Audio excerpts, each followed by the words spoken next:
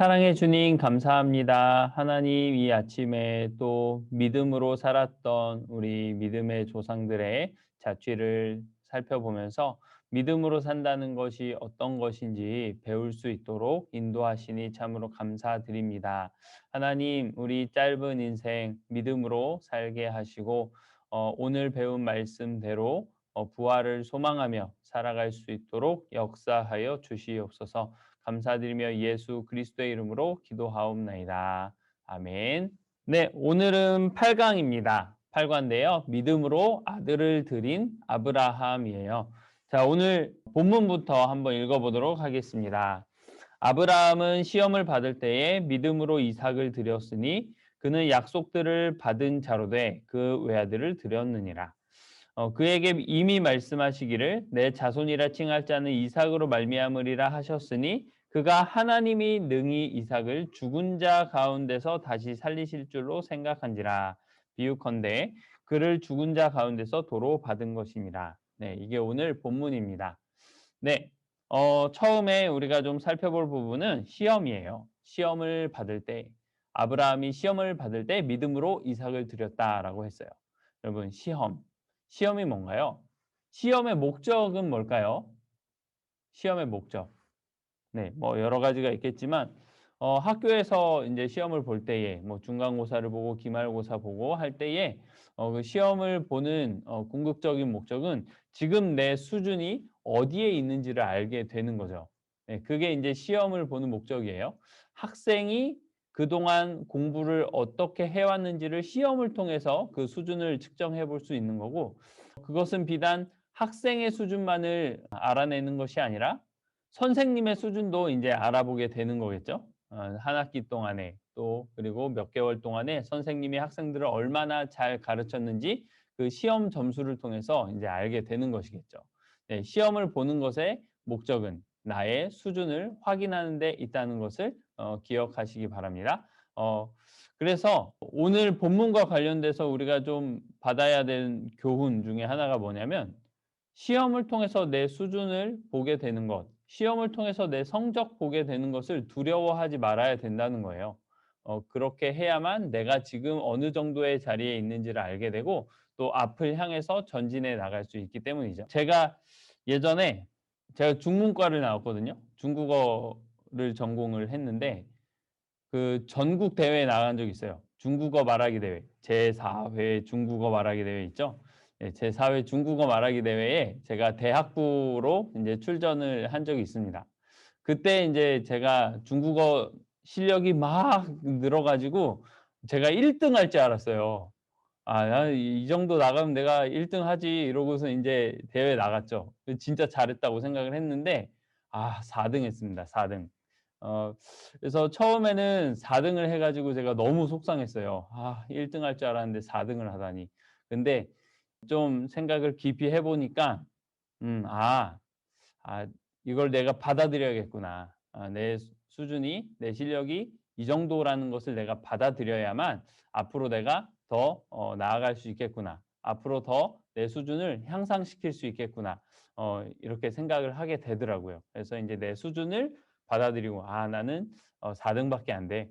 그렇지. 앞으로 더 잘해서 나중엔 더 잘하면 되지.'라고 이렇게 제가 받아들이고 나서 인제 마음이 좀 평안해졌습니다. 그런 적이 있어요. 여러분 하나님은 성도를 시험하세요. 예. 시험하십니다. 근데 야고보서에 보니까 이런 구절이 있죠. 사람이 시험을 받을 때에 내가 하나님께 시험을 받는다 하지 말지니 하나님은 악에게 시험을 받지도 아니하시고 친히 아무도 시험하지 아니하시느니라. 이런 구절이 있어요. 아니 이 구절에 보니까 하나님이 아무도 시험을 하지 않으신다고 했는데 시험을 하신다니 이게 무슨 말씀입니까? 네. 이렇게 생각을 하실 수 있는데 이제 시험은 뭐 많이 들어오셨겠지만 시험은 두 가지로 나눠서 생각을 해야 됩니다. 네. 야고보서에서 말하는 시험은 템테이션이에요. 예, 유혹이죠. 유혹은 뭐냐면 사탄이 하는 거죠. 예. 그래서 성도를 유혹해서 성도에게 해를 끼치고 결국에는 그 성도가 멸망에 이르게 하려고 그런 목적으로서 인제 유혹을 하는 겁니다. 그거는 사탄이 주는 시험이고 유혹이죠. 근데 하나님은 성도들을 테스트하세요. 하나님이 성도들의 믿음의 수준을 몰라서 네가 어느 정도 이르렀는지 한번 볼까? 하고서는 테스트를 주시는 것이 아니라 그것을 스스로 깨달으라고 주시는 거예요. 하나님은 그래서 성도들을 자주 시험하세요. 예, 여러분은 최근에 어떤 테스트를 받으셨나요? 네, 한번 생각해 보세요. 내가 최근에 어떤 시험을 받았나? 내가 어떤 테스트를 겪었나? 한번 생각을 해 보시면 좋을 것 같아요. 저는요. 저는 최근에 시험에 실패한 적이 있습니다. 사실 이제 시험에 실패하고 성공한 거는 없죠. 예, 그냥 내 수준을 알아가는 거니까 성공과 실패는 없을 거예요. 근데 이제 실패했다고 느낄 정도로 이렇게 좀 마음 아픈 적이 있습니다. 제 수준을 확인한 건데요. 그게 구체적으로 뭔지 말씀드리기는 참 어렵지만 관계에 대한 거였어요. 그래서 누군가를 제가 끝까지 사랑하는데 이제 실패한 거죠. 이제 좀 더 참을 수 있었고 조금 더 인내하고 조금 더 이제 품고 용납할 수 있었는데 저도 모르게 이렇게 팍 터져 버리고 만 거예요. 분노를 쏟아낸 적이 있어요. 그래서 참 돌아보면 제 마음이 쓰리고 아팠지만 이 시간을 통해서 이렇게 하나님 앞에 기도하는 중에 '나의 수준을 다시 한번 확인한 시간이구나.'라는 거를 좀 확인한 그런 계기가 있었습니다. 그래서 그러면서 '아 역시 나도 소망이 없구나. 나에게도 소망이 없고 오직 예수 그리스도에게만 소망이 있다는 것을 다시 확인하고 예수님을 더 깊이 전인격적으로 의지해야겠구나. 내가 선줄로 생각하는 자는 넘어질까 조심하라 하셨는데 내가 선줄로 생각했구나. 내가 어느 정도 경지에 이르렀다고 생각했구나. 내가 정말 겸손하게 하나님 앞에 엎드려야겠구나라고 생각하는 그런 시간이 있었습니다. 여러분들은 최근에 어떤 시험이 있었나요? 궁금하네요. 네, 혹시 나눠 주실 이야기가 있으시면 카톡이나 문자로 이렇게 남겨주시면 제가 잘 보고 감사히 받겠습니다. 네, 하나님께서 인생에 허락하시는 테스트를 통해서요, 우리는 우리 수준을 확인하게 됩니다. 네, 아브라함도 믿음으로 그 시험을 받았어요. 그래서 하나님께 시험을 받았다는 것, 그리고 믿음으로 받았다는 것, 네, 그것을 기억하시면 좋겠습니다. 네, 하나님께 시험을 받을 때 믿음으로 받는다는 것은 무엇을 의미할까요? 그것은 하나님은 선하시고 신실하신 분이라는 것을 믿는 믿음으로 시험을 받는 거예요. 나에게 닥친 이 고난, 나에게 닥친 이 시험이 하나님의 선하심 가운데 있다는 것을 믿고 그것을 받는 거죠. 여러분, 우리 인생에 시험이 닥칠 때에 믿음으로 받았으면 좋겠습니다. 믿음으로 시험을 받자.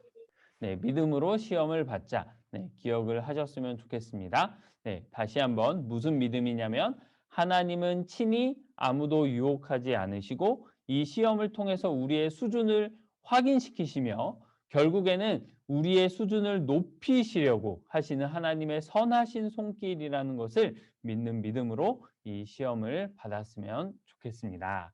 예, 다음은 외아들을 드린 믿음, 외아들을 드린 믿음 살펴볼게요. 여러분, 아브라함이 받은 시험은 무엇이었죠? 네, 창세기 22장에 나오는데요. 이 본문을 한번 읽어보도록 하겠습니다. 그 일 후에 하나님이 아브라함을 시험하시려고 그를 부르시되 아브라함아 하시니 그가 이르되 내가 여기 있나이다. 여호와께서 이르시되 내 아들 내 사랑하는 독자 이삭을 데리고 모리아 땅으로 가서 내가 너에게 일러준 한 산 거기서 그를 번제로 드리라. 네, 이 시험을 받았어요. 정말 엄청난 테스트죠. 내 아들, 내 사랑하는 독자 이삭을 번제로 드리라. 너무나 어려운 시험이었어요. 하나님께서 이 정도의 시험은 아무한테나 주시지는 않는 것 같습니다.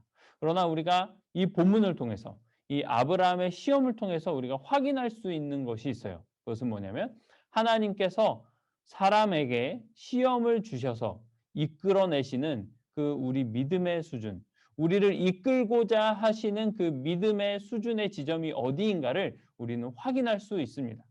우리는 아브라함의 일생을 통해서 그것을 확인할 수 있는데요.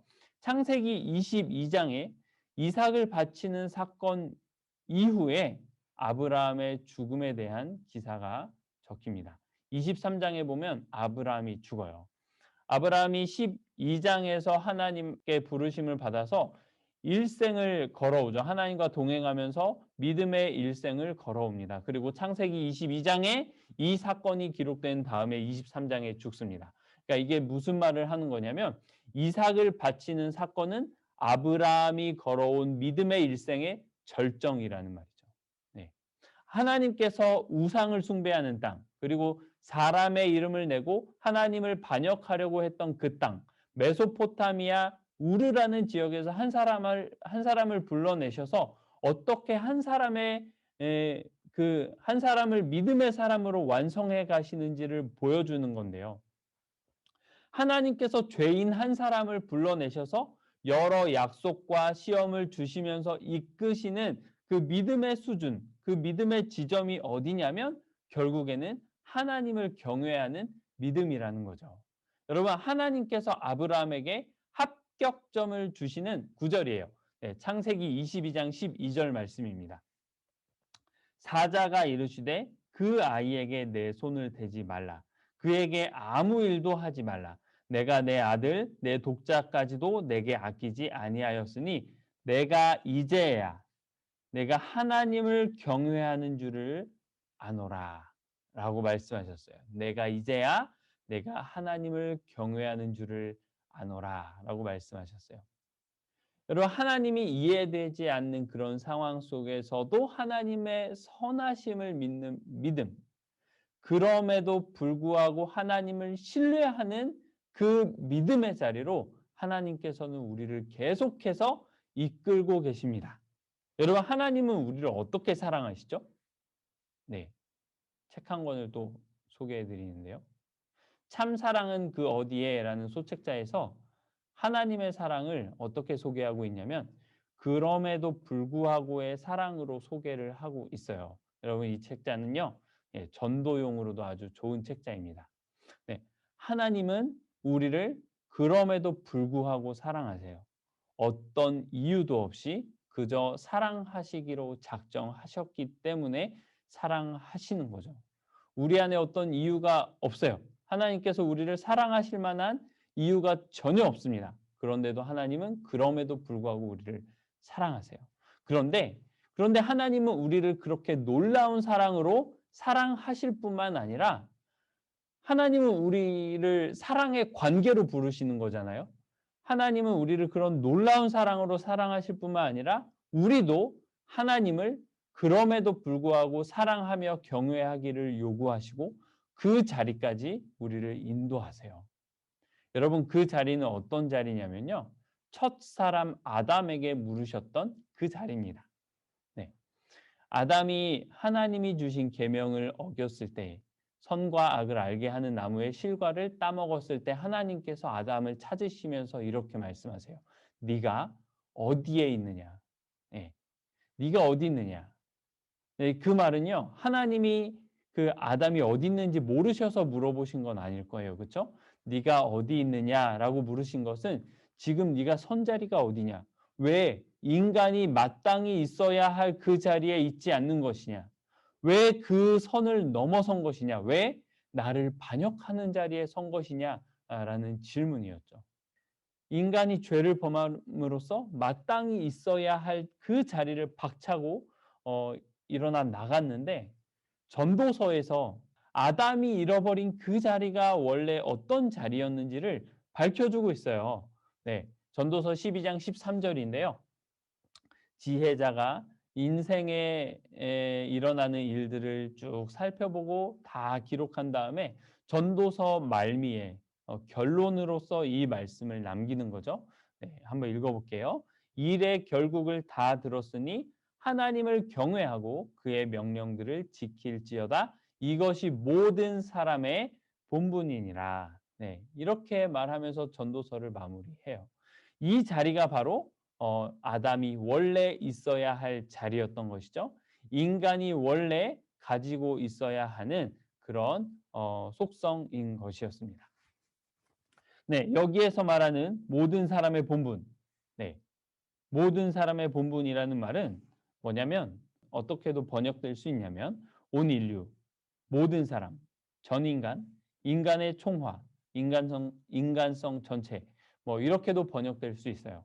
그러니까 무슨 말이냐면 하나님을 경외하는 것과 하나님의 말씀을 따라서 살아가는 것, 하나님의 계명을 준수하는 것은 전 인간이고 인간 자체이며 인간의 총화다, 인간성 전체다라고 말할 수 있는 것이죠.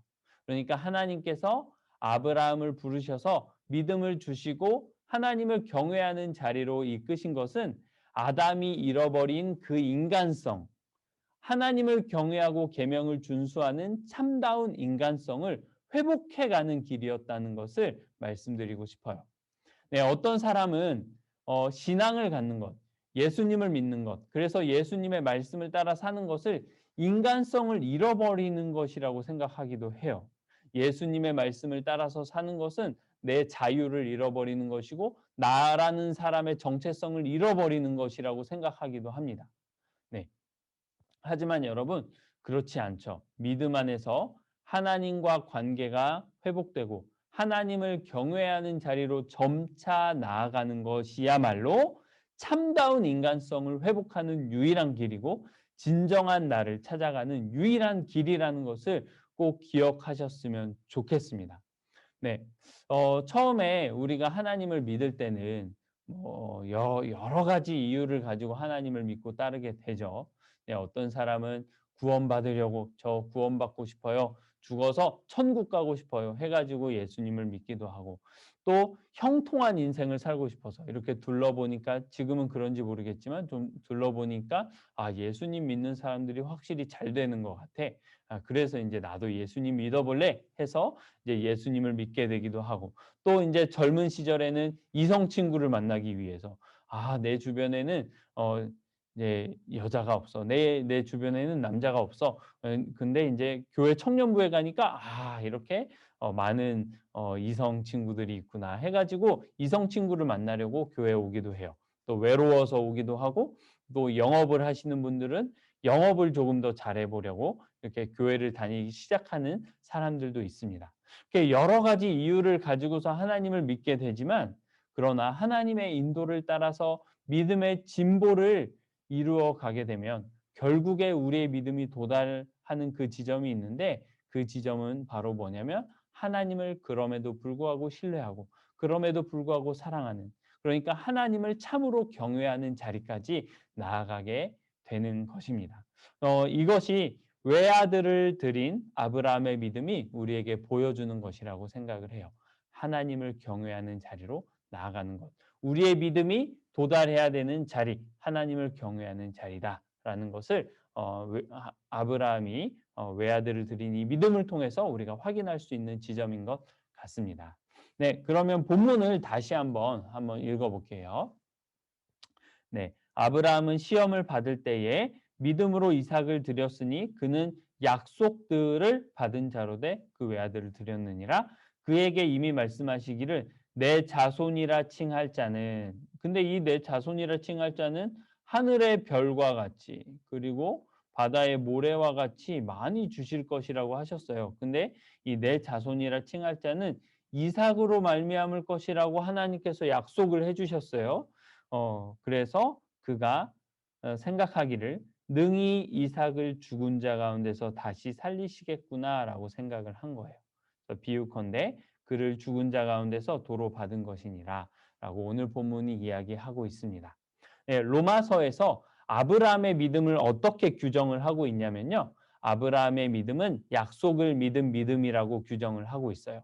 아브라함은 약속을 의심하지 않고 믿어서 하나님께 영광을 돌렸다라고 이야기를 합니다. 한번 읽어볼까요? 로마서 4장 20절에서 22절인데요. 믿음이 없어 하나님의 약속을 의심하지 않고 믿음으로 견고하여져서 하나님께 영광을 돌리며 약속하신 그것을 또한 능히 이루실 줄을 확신하였으니 그러므로 그것이 그에게 의로 여겨졌느니라 라고 로마서는 말하고 있습니다. 아브라함은 약속을 믿었어요. 아브라함은 마지막 시험의 순간에도 약속을 믿는 믿음으로 순종했습니다. 그래서 오늘 본문을 보면 하나님이 이삭을 바치라고 하셨을 때에 아브라함은 이삭이 약속을 받은 자라는 것을 생각했다고 했어요. 하나님께서 이삭에 대해서 약속하시기를 네 자손이라 칭할 자는 이삭으로 말미암으리라라고 하셨고, 아브라함은 그 약속을 반드시 지키실 것을 신뢰했다고 합니다. 여러분, 우리는 예수 그리스도의 부활을 통해서, 그리고 성경에 명백하게 기록된 부활을 통해서, 부활에 대한 교훈을 통해서 부활을 잘 알고 있지만, 아브라함은 그 당시에 부활에 대해서 잘 알지 못했을 수도 있어요. 그런데 아브라함은 전적으로 하나님을 신뢰했고, 하나님이 주신 명령과 하나님의 약속이 대립되거나 충돌되지 않을 것임을 신뢰했습니다. 그렇죠? 하나님은 이삭을 통해서 자손을 하늘의 별과 같이 바다의 모래와 같이 주신다고 약속하셨는데, 이삭을 제물로 바치라고 하는 그 명령은 사실 말도 안 되는 명령이었죠. 충돌되는 명령이었죠. 만약 아브라함이 하나님에 대한 신뢰가 없었더라면 이렇게 생각했을 거예요. 하나님은 정말 변덕스러운 분이시구나.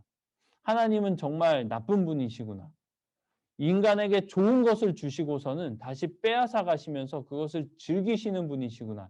이렇게 생각했을 수도 있을 거예요. 사실 고대 근동의 신화를 보면은 인간을 괴롭히고 인간을 자기의 유익을 위해서 이게 부려먹는 신들이 참 많이 있었거든요. 그런 것들을 좀 참고해 보면 아브라함도 하나님을 전적으로 신뢰하지 않았더라면 하나님을 나쁜 신이라고 오해했을 수도 있을 겁니다. 그러나 하나님은 그런 분이 아니셨죠. 아브라함은 하나님을 신뢰했습니다. 선하신 하나님에 대한 신뢰를 가졌던 거예요. 약속을 반드시 이루시며 인간을 선하게 인도하시는 하나님을, 하나님의 백성을 선하게 인도하시는 하나님을 신뢰했던 것입니다. 선하신 하나님에 대한 신뢰, 이것이 사실 기독교의 핵심이라고 생각을 해요. 오늘도 제가 책을 한 권 추천하고 넘어가도록 하겠습니다. 네, 지난 강의 우리 땅 위에 세우시는 하나님 나라 할 때도 추천드린 책이에요. 그만큼 강력 추천드립니다. 우리가 하나님을 오해했다라는 책이에요. 정말 좋은 책이니까 구매하셔서 꼭 읽어보시면 좋겠습니다. 네, 이삭을 바치면 이삭을 통해서 이루실 약속은 어떻게 성취되는가? 아브라함은 머리가 아주 복잡했을 거예요. 그때 아브라함은 하나님의 약속의 성취까지도 하나님께 맡겨드렸다고 생각을 해요. 어떻게 성취하실지는 잘 모르겠지만 일단 하나님 명령에 순종하자.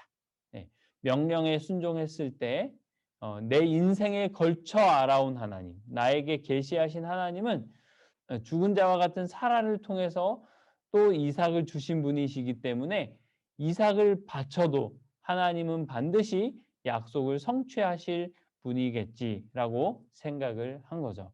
그래서 아브라함은 하나님의 약속을 신뢰하는 그 믿음으로 말씀에 순종해서 이삭을 바칠 수 있었던 겁니다. 여러분, 우리도 이렇게 약속을 믿는 아브라함의 믿음을 본받기를 원합니다. 성경에는 그런 내용이 참 많이 기록되어 있죠. 도무지 하나님이 계시지 않는 것 같을 때, 도무지 하나님이 일하시지 않는 것 같을 때, 하나님의 약속이 도무지 성취되지 않는 것 같은 그때에, 그때에도 하나님은 여전히 일하셨다는 것을 우리는 성경 전체를 통해서 확인할 수 있습니다.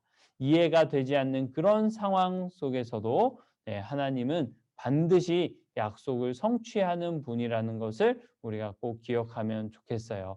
여러분, 고린도 후서 1장 20절에는 이렇게 기록되어 있어요. 하나님의 약속은 얼마든지 그리스도 안에서 예가 된다. 예스가 된다. 그런즉 그로 말미암아 우리가 아멘하여 하나님께 영광을 돌리게 하셨느니라. 하나님의 약속에 대해서 그리스도 안에서 우리는 아멘하여서 그렇습니다라고 외쳐서 그 약속을 받아서 하나님께 영광을 돌릴 수 있게 하셨어요. 여러분, 예수 그리스도를 통해서 성경에 기록된 모든 약속이 우리에게 예스가 된다는 것을 기억하고 어떤 상황에서도 하나님의 약속을 신뢰하는 그런 믿음, 아브라함의 그 믿음을 본받는 우리의 믿음이 되기를 주님의 이름으로 축원합니다. 이제 부활의 소망에 대해서 우리가 좀 살펴볼게요. 네, 오늘 본문 19절입니다. 그가 하나님이 능히 이삭을 죽은 자 가운데서 다시 살리실 줄로 생각한지라. 비유컨대 그를 죽은 자 가운데서 도로 받은 것이니라 라고 했어요. 아브라함이 이삭을 죽은 자 가운데서 다시 살리실 줄로 생각했다라고 하는데 사실 이 내용은 창세기를 보면 그렇게 잘 드러나지는 않아요. 그래서 우리가 히브리서 11장 19절을 읽으면 첫 반응이 정말 아브라함이 그랬다고? 이거 알레고리 아니야? 이거 너무 억지 주장 아니야? 이런 생각이 들 수 있어요. 하지만 히브리서가 밝히고 있는 사실, 아브라함이 부활을 생각했다는 것은 억지 주장이 아니라 창세기 말씀을 통해서 우리가 충분히 추론할 수 있는 것이 분명합니다. 창세기 22장 5절을 볼게요. 아브라함이 어떻게 이야기를 하냐면 이에 아브라함이 종들에게 이르되 너희는 나귀와 함께 여기서 기다리라. 내가 아이와 함께 이삭과 함께 저기 가서 모리아 산에 가서 예배하고 우리가 너희에게로 돌아오리라 라고 이야기를 해요. 가서 예배하고 내가 너희에게로 돌아오리라가 아니라 분명히 우리가 너희에게로 돌아오리라 라고 아브라함이 이야기를 합니다. 그래서 아브라함이 종에게 했던 이 말은 단순히 종들의 마음을 편하게 해주려고 한 말은 아닐 거예요. 그럴 필요가 없었죠. 네. 아브라함은 이삭을 데리고 제물을 바칠 모리아 산까지 3일 길을 걸어가면서 참 많은 생각을 했을 거예요. 그리고 그 생각은 마침내 부활에까지 이르게 된 것이죠. 하나님께서 약속을 반드시 성취하시는 분이라면 이삭을 다시 살리시겠구나. 생리가 끊어진 사라에게서 이삭을 나게 하신 하나님은 능하지 못한 것이 없으신 분이시기 때문에 주님께서 친히 자기에 대해서 말씀하신 것처럼 능하지 못한 것이 없으신 분이시기 때문에 이삭을 다시 살리시는 것도 가능하겠구나라고 생각을 한 것이죠. 그래서 아브라함은 부활을 소망하는 그 믿음을 갖게 된 것입니다. 믿음의 조상 아브라함에게 주신 약속이 향하는 곳이 결국에 부활이었다면 여러분 우리에게 주어진 약속 그리스도 안에서 받는 유익도 부활로 귀결됩니다. 그래서 우리가 그리스도 안에서 품는 모든 소망은 사실 결국 부활로 향하게 돼요. 여러분 우리가 이 땅에서 살아가는 동안에 정말 부활을 소망하면서 살아가기를 축복합니다. 네. 그리고 이제 아브라함은 부활 대신에 하나님이 준비하신 어린 양을 통해 이삭을 죽은 자 가운데서 도로 받았다라고 오늘 성경이 기록하고 있죠. 네. 이삭은 모리아 산에서 아브라함에게 이렇게 물었어요. 아버지, 번제할 어린 양은 어디 있습니까? 네, 이렇게 물었어요. 여러분 이 질문은 사실 이삭만의 질문이 아니라 구약 전체가 묻고 있는 질문이고요. 그리고 인간 전체가 하나님께 물어야만 하는 질문입니다. 이스라엘에서 제사 제도가 시행될 때에 날마다 성전에서는 양들이 도살됐어요. 하지만 아무 짐승이나 다 제물이 될 수는 없었죠. 반드시 흠없는 제물이어야만 했습니다. 뿐만 아니라 이스라엘 사람들도 알았을 거예요. 단순히 이 흠없는 짐승 제사가 정말 사람의 죄를 제거할 수 있다고 생각하지는 않았을 겁니다. 이것이 가리키는 것이 있겠다. 이 수많은 이 짐승 제사가 가리키고 있는 그 대상이 있을 것이다.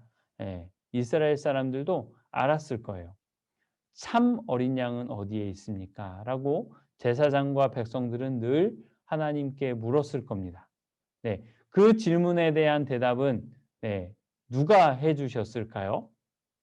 세례 요한을 통해서 하나님께서 답을 주셨어요. 네, 보라, 세상 죄를 지고 가는 하나님의 어린 양이로다. 네, 세례 요한을 통해서 우리를 대신할 그 참 어린 양, 번제할 어린 양은 어디 있나이까? 라고 하는 이 질문에 대한 대답이 우리에게 주어졌습니다. 여러분, 이삭은 예수님의 예표였어요. 이삭이 제사에 쓸 나무를 자기 등에 지고 간 것처럼 예수님도 자신이 제물로 바쳐질 장소까지 자기 십자가를 지고 올라가셨죠. 모리아 산까지 죽음의 골짜기를 지나는 아브라함과 이삭의 여정은 사흘이나 걸렸죠. 3일 길이었습니다. 예수님도 부활하시기 전 무덤에 누워 계신 것이 3일이었죠. 또 이삭이 제물로 드려지지 않고 그의 몸이 상하지 않고 다시 멀쩡하게 돌아온 것처럼 예수님은 제물로 드려졌지만 그의 몸이 하나도 해를 입지 않고 아무런 상처도 입지 않고 다시 부활하셨습니다. 아마 히브리서 수신자들은 이삭에 대한 이 구절을 읽을 때에 번제할 어린 양, 우리를 위해 드려질 참 어린 양에 대해서 다시 한번 생각을 했을 거예요. 어린 양은 어디에 있나이까? 우리를 위한 어린 양은 어디에 있나이까? 히브리서는 이미 우리를 위한 완전한 제물이 그 어린 양이 예수 그리스도라는 사실을 밝히 말했죠. 그래서 히브리서 수신자들은 이 11장 17절에서 19절 이 말씀을 읽으면서 이 구절들을 읽어 내려가면서 예수님만이 우리를 위한 참 어린 양이라는 사실을 다시 한번 기억했을 겁니다. 오늘 강의를 정리합니다. 여러분, 여러분에게도 시험이 닥칠 거예요. 우리도 정말 다채로운 시험을 당하면서 살아가고 있죠. 그 시험을 믿음으로 감당했던 아브라함처럼 우리도 여러 가지 시험이 우리의 인생에 닥쳐올 때에 두려워하지 말고 하나님의 선하심을 믿고 믿음으로 그 시험을 받았으면 좋겠습니다. 그리고 성경을 소유하고 있지도 않았던 아브라함도 하나님의 계시의 약속을 믿고 아들까지 바치는 순종을 보였죠. 그 아들은 예수 그리스도를 상징하고 이삭이 다시 살아난 것처럼 그리고 우리도 그리스도 안에서 다시 살아날 것을 우리가 반드시 믿었으면 좋겠습니다. 아브라함이 죽은 자를 도로 받은 그 은혜를 경험한 것처럼 우리도 예수 그리스도 안에서 이 땅에서 죽어도 다시 살아날 것을 우리 반드시 믿었으면 좋겠어요. 야고보서 1장 2절에서 4절을 소개해 드릴게요. 내 형제들아 너희가 여러 가지 시험을 당하거든. 우리가 인생에서 당하는 시험은 정말 다채로워요. 여러 가지라고 하는 이 단어는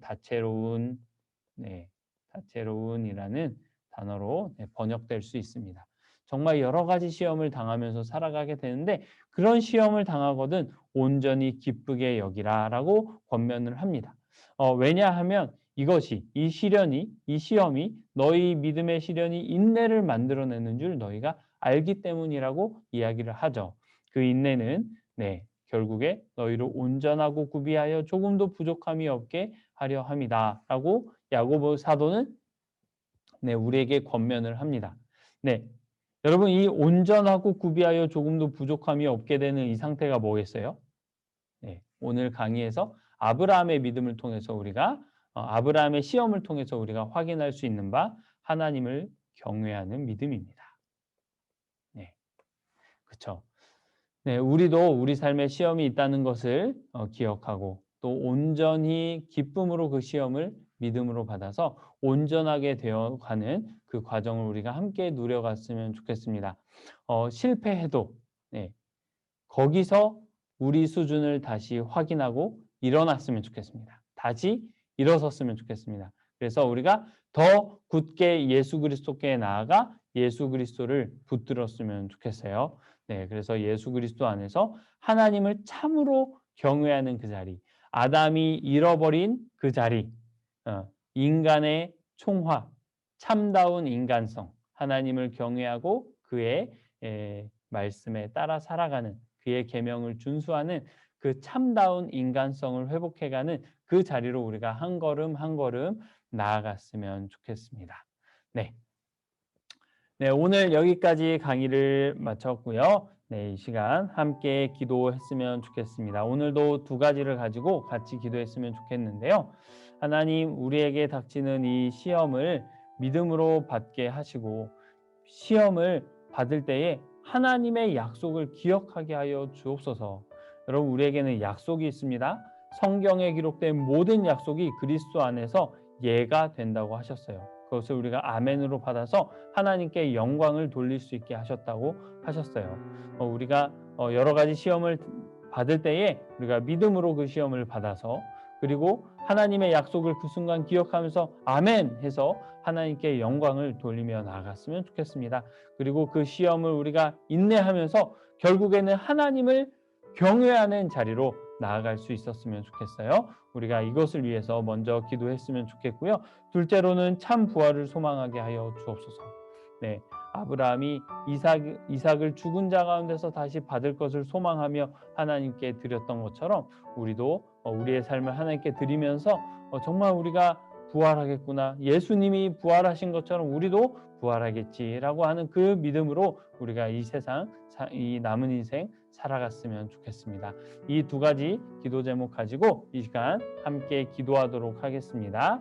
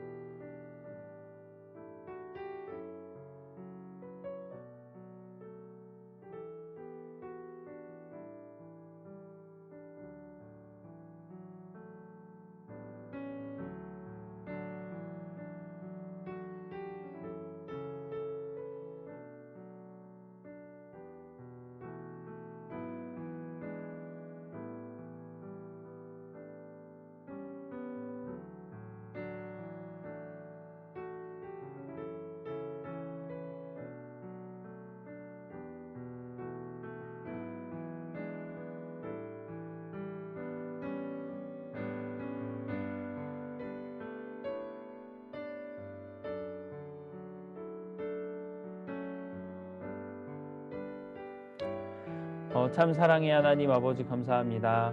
아브라함의 그 믿음을 통해서, 아브라함이 받았던 그 시험을 통해서 우리가 이르러야 하는 그 지점이 어디인지를 하나님 밝히 보여주시니 감사합니다. 하나님 아버지, 우리가 시험을 받을 때에, 우리가 인생을 살아가면서 여러 가지 다채로운 시험을 당할 때에 온전히 기쁘게 여길 수 있도록 도와주시옵소서. 왜냐하면 그 시험을 통해서 우리가 우리의 믿음의 수준을 알게 되고, 하나님, 거기에서 우리가 다시 일어나 믿음의 주요 온전케 하시는 예수 그리스도를 다시 붙들며, 하나님, 이 모든 과정을 통해서 온전하고 구비되어 조금도 부족함이 없는 그 하나님을 경외하는 자리로 나아갈 수 있다는 것을 확인할 수 있기 때문입니다. 하나님 아버지, 우리 한 걸음 한 걸음 나아갈 때에 우리의 인생의 연수가 더해져 갈수록 우리가 정말 점점 더 하나님을 경외하고 점점 더 하나님을 경외하는 믿음으로 하나님 말씀에 따라 살아가는 우리가 될 수 있도록 도와주시옵소서. 하나님, 우리가 하나님께만 소망이 있고 예수 그리스도께만 소망이 있다는 것을 하나님 확인해 갈 수 있도록 주님 역사하여 주시기를 간절히 원합니다. 하나님, 그때마다 우리가 성경에 기록된 모든 약속이 그리스도 안에서 예가 된다는 것을 기억하며 아멘하여 하나님께 영광 돌려드릴 수 있도록 역사하여 주옵소서. 또한 주님, 아브라함의 믿음은 결국 부활을 향했습니다. 하나님, 우리의 믿음도 정말 결국 부활을 향할 수 있도록 도와주시옵소서. 부활 때에 하나님께서 약속하신 모든 것을 우리가 받을 것을 우리가 믿음으로 취할 수 있도록 역사하여 주시고, 이 땅을 살아가는 동안에 부활 소망을 가지고 마라나타 신앙을 가지고 살아갈 수 있도록 주님 역사하여 주시옵소서. 주님, 오늘 하루를 살아갈 때에도 하나님 그 믿음 가지고 살아갈 수 있도록 역사하여 주시옵소서. 감사드리며 예수 그리스도의 이름으로 기도하옵나이다. 아멘.